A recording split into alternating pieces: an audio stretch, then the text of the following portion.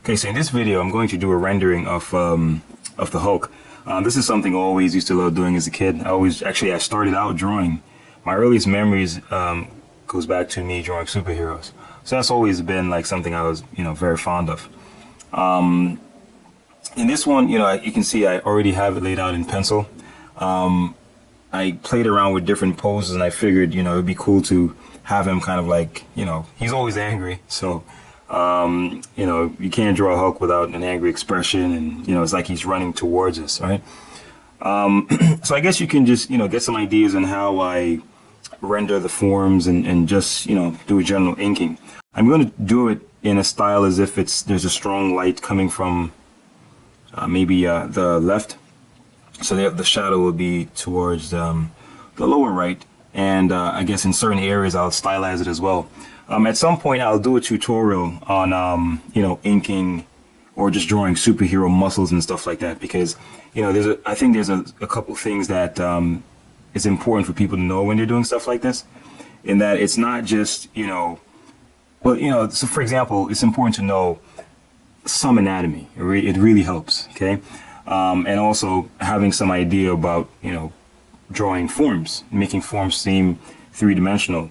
And also like being aware of some of the conventions that are used when drawing superheroes, just in general. You find that you see certain consistent styles or way of rendering forms and lighting and so on that's used by most people, right? So it's good to have an idea of those things. So I'll definitely do a tutorial on that, and on anatomy, and drawing, as I said, drawing superhero muscles. I think it'll be pretty useful, because there's a lot of people who really love drawing superheroes. It's useful to have certain principles or certain guiding things in mind that people use whenever they're doing it. Initially, I'll just do the outline, and then I'll go in and outline the shadow shapes, so you can start seeing, like, for example, this is a shadow shape, and I'll just, for example, here, this will be like the first layer of values that I'll put in that will, indicate what areas are in shadow and what areas are in light, or what areas I decide to put in shadow.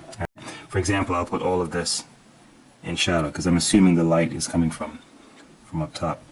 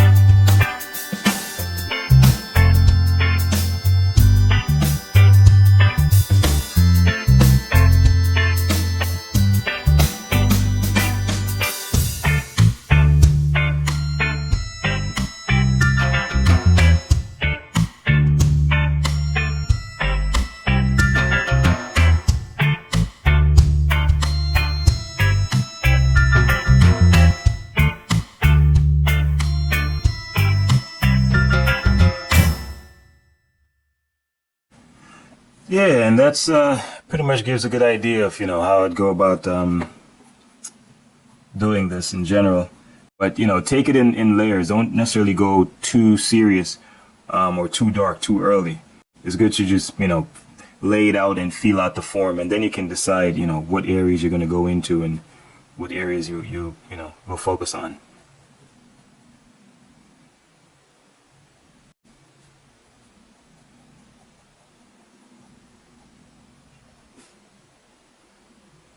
Yep, and that's it.